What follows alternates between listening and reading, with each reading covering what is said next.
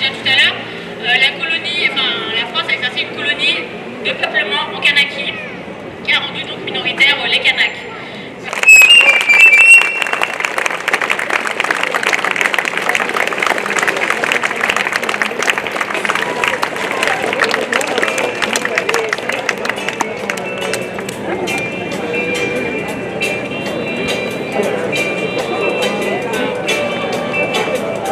Donc, on dit aujourd'hui qu'il y a un retour au calme, que l'école a repris en Nouvelle-Calédonie. Donc, il y a de la désinformation, il y a toujours de la tension en Nouvelle-Calédonie aujourd'hui. Et il y a eu 11 arrestations hier des membres du CCAT dans M. Bichou Théin, qui est l'un des responsables. Donc on va vous lire le communiqué de l'UC. Donc voilà l'appel local qui a été publié par l'Union calédonienne ce 19 juin 2024 suite à une attaque des forces de l'ordre à Nouméa-Magenta. Ce matin, une descente des forces de l'ordre a eu lieu à notre maison de l'Union calédonienne à Magenta. Les principaux responsables de la cellule de coordination des actions de terrain, CCAT, ont été interpellés alors qu'ils se rendaient à l'avenir pour la conférence de presse prévue ce matin à 11h dans notre commissaire général, M. Bichoutéen, à hauteur de Tabor. Comment s'en douter? L'État français persiste dans ses manœuvres d'intimidation. Ces arrestations étaient prévisibles. L'Union calédonienne dénonce ces arrestations abusives alors que des responsables locaux anti-indépendantistes et des miliciens criminels se pavanent en toute liberté. Le mouvement demande des explications immédiates sur toutes ces arrestations gratuites et met en garde les responsables de cette situation, élus locaux loyalistes qui se prétendent défendre la sécurité des Calédoniens de ne pas continuer de souffler sur la braise. L'Union calédonienne appelle l'ensemble des relais CCAT ainsi que notre jeunesse au calme et à ne pas répondre à la provocation, tant sur le terrain que sur les réseaux sociaux. L'ordre et la justice coloniale sont dangereux. Nous sommes dans une période de grande colère et de tension. L'État Macron continue de nous défier, mais comme il vous a été dit dans toutes les réunions, faisons attention à nos vies. Les déclarations publiques haineuses et les attaques des forces de l'ordre sont de nature à mettre en danger la sécurité des Calédoniens que vous prétendez défendre. L'Union calédonienne réitère urgemment le rappel du haut-commissaire de Monsieur Louis Lefranc et le procureur M. Yves Dupin qui enveniment la situation et exigent des explications sur ces arrestations abusives. À tout le pays, du nord au sud, aux îles, un appel au calme est lancé. Dans l'attente de plus d'informations sur ces interpellations, la cellule juridique a été déclenchée.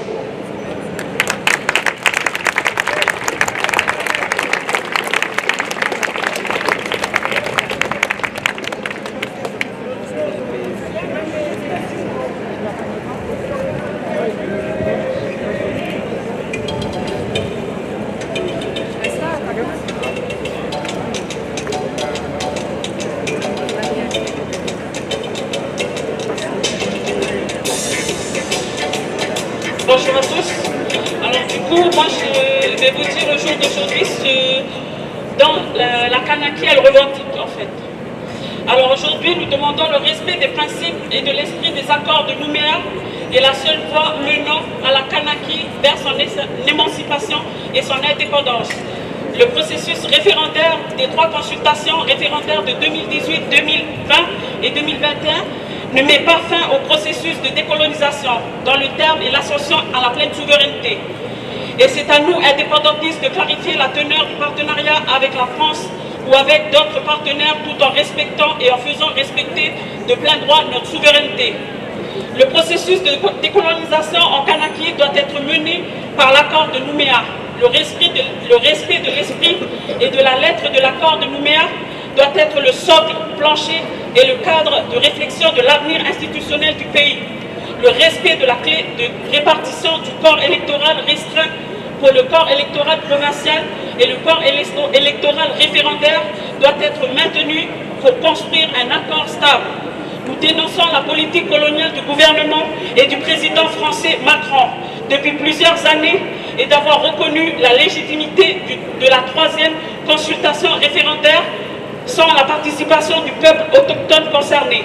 le peuple kanak et les citoyens de Kanaki Nouvelle-Calédonie qui se sont abstenus. Depuis l'accord de Néville-les-Roches en 1983, le peuple kanak a partagé son droit inné et actif à l'indépendance avec les victimes de l'histoire coloniale, de peuplement pénitentiaire et de l'exploitation qui a commencé par la prise de possession en 1853. Le peuple kanak dénonce la partialité de l'État français par la politique exécutive du président de la République française, Emmanuel Macron, qui a pris des positions très fortes avec les royalistes de la Nouvelle-Calédonie. Au regard des événements récents et en cours, le peuple kanak pleure ses enfants et les victimes tombées pour la libération de Kanaki. Le peuple kanak retient la participation des Océaniens dans certaines mobilisations et reste attaché comme une grande partie de la population calédonienne aux 35 années de paix et à la continuité de la mise en œuvre du processus décolonial. Les principes de démocratie de l'accord de Nouméa différents de ceux de la démocratie française.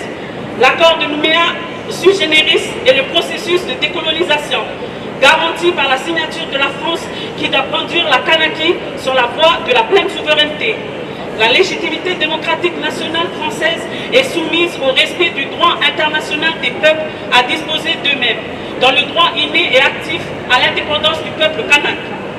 C'est la raison pour laquelle le peuple kanak indépendantiste ne veut pas du projet de loi constitutionnelle du dégel du corps électoral, car le dégel du corps électoral vise à noyer la revendication d'indépendance des indépendantistes et à réduire le peuple kanak au statut de communauté.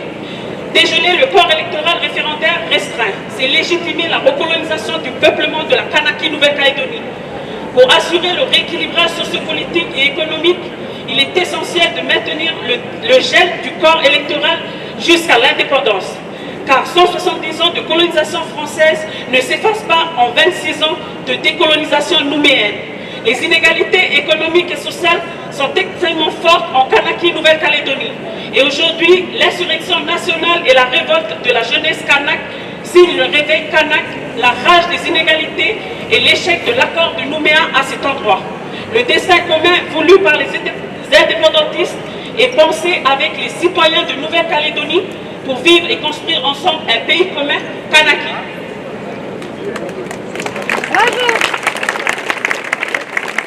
Le gouvernement Macron est dans l'incapacité de suivre le dossier concernant l'indépendance de la Kanaki. C'est pour cette raison que la question de la décolonisation de la Nouvelle-Calédonie doit être traitée non pas dans la Constitution de la République française, mais dans le cadre des conventions de déclaration des droits de l'homme, des droits internationaux de l'ONU pour trouver le vrai chemin de la décolonisation vers un accord stable. Nous exigeons un médiateur de l'ONU afin de mener à bien, en lien avec les droits internationaux, la décolonisation de la Kanaki. Pour en finir avec la tutelle française, le peuple kanak exige un intervenant supérieur à l'État français pour retrouver un dialogue qui soit neutre. Nous exigeons l'abolition d'une justice à deux vitesses, en Kanaki à travers les événements politiques actuels en Kanaki. Le peuple kanak exige que les assassins des victimes de l'insurrection nationale de 2024 soient jugés et condamnés par un tribunal impartial. Abat la justice coloniale, que vive la Kanaki!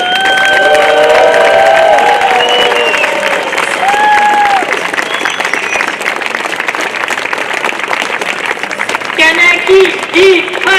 Kanaki, va! Kanaki,